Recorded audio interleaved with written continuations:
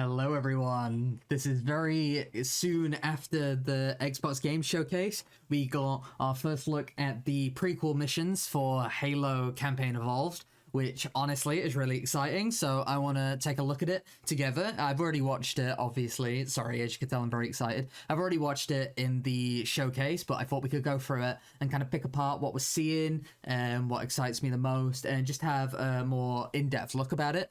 So I hope you will enjoy this. Let's get straight into it.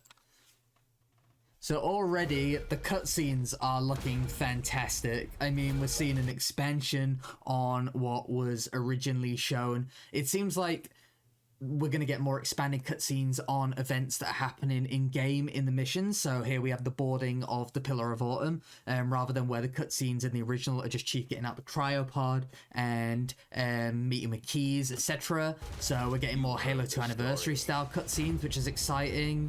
Halo. We've already seen this. So yeah, there's another example of the Pillar of Autumn. This looks to be like Truth and Reconciliation after escaping with Keys when he hijacks the Spirit, which is really cool. There's a very fucking cool shot right there. And then obviously rescuing Keys. And then we've got the escape from the Maw at the end of the Halocampaignevolved campaign. I mean, look how beautiful that is. The story I'm telling today. I think this is a custom. So 1 year, 1 year's interesting. I thought it would be much further before the Halocampaignevolved, around like maybe more like Halo Wars time, but fair enough. This isn't a bad thing. This one you haven't heard.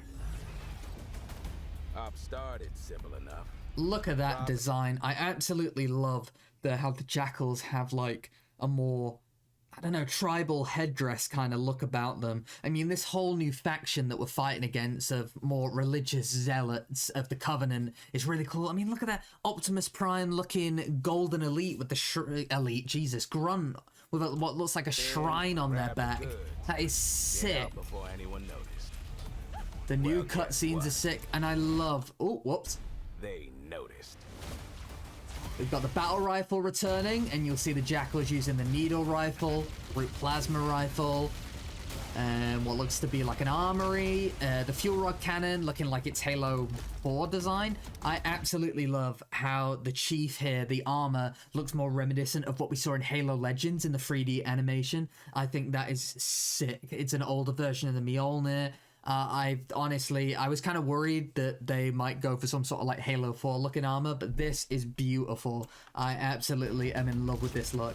And Johnson gets a railgun. I was not expecting him to get a railgun. We've got a cool ritualistic combat chamber, which really fits in well with the kind of Puritan religious zealot theme of the new faction. I think that's really exciting. And look at this like golden arena as well. It looks like something out of Destiny. It's fucking cool. And it's also reminiscent of the brutes fighting each other, the brute inviting you to challenge in Halo 3 in the Ark. So it's cool to see Elites duking it out. You got the railgun, Johnson taking more of a supportive role, it seems. Got this area, the needle rifle, look at that. That is beautiful. I always like the Halo Reach design, but I think this might top it, which is crazy. That is so fucking sick.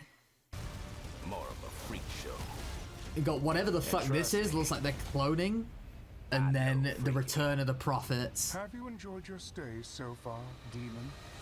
Sorry to interrupt, but we're on the clock. It's so sick. What looks to be a brute in overcharge, which I guess gives them a new weak point, which is sick. Means that we're going to be seeing a new way to manipulate the brutes on the field of battle. Look at that black and yellow design as well. We're guessing they're higher ranking grunts, but that is so sick. That like bumblebee ass look is so cool. The spiker, look at that. Oh my god, that looks like something out of Warhammer 40k. That is a beautiful design, absolutely fucking beautiful. Sorry, I love how brutal that spiker looks. You got the cool golden, ooh, the return of the SMG too. I didn't notice that originally. Bring a Spartan. These missions look sick. You got the space combat, which looks fantastic. And then you see more of the cutscenes here. 343 Guilty Spark. I like the fact that he doesn't get that plasma grenade stuck to him. You got the more. Oh my goodness gracious. And then look at this. The chaos of destruction. Damn. This looks so sick. Chief, you ever get tired of being the strong, almost silent type? No. They got the classic design. Not design, like comedy, I guess. They're very it's not slapstick, I guess it's dry humor, but it's really good to see. Although one thing I didn't like seeing at the end was, unfortunately, this shit with the skins and the weapon skins, which I don't know why we need in a single player game. I touched on this. I was actually recording a video yesterday, but I didn't get enough time to finish it because the leaks came out and we got some screenshots of what we've seen in the trailer. And one of the screenshots we saw was the storefront pages for the skins, the weapon skins, Master Chief skins, and the pre-order bonuses. And I'll touch on it a little bit before I give my overall thoughts. The skins are completely unnecessary. Some of them are kind of cool. The one on the right that looks like the sort of prototype armor from Halo Legends is really cool to see. And the Hunter armor, I think, is interesting as a concept. I really liked how in Halo 5 you had the Helios Skrill armor, which was this armor designed by the elites for Spartans. So I think it's kind of cool to see that incorporated. But overall, for a single player game, I don't see the point. Sure, if you were going to earn them in-game for free, like just by beating challenges or beating on Legendary, I think that would be fine. Skins are cool like that. I've seen people make the argument that Resident Evil, you get skins and such, so why are people complaining? But those are ones that you earn, so if it was like Halo 3 where you earned them from beating challenges, I'm all for it.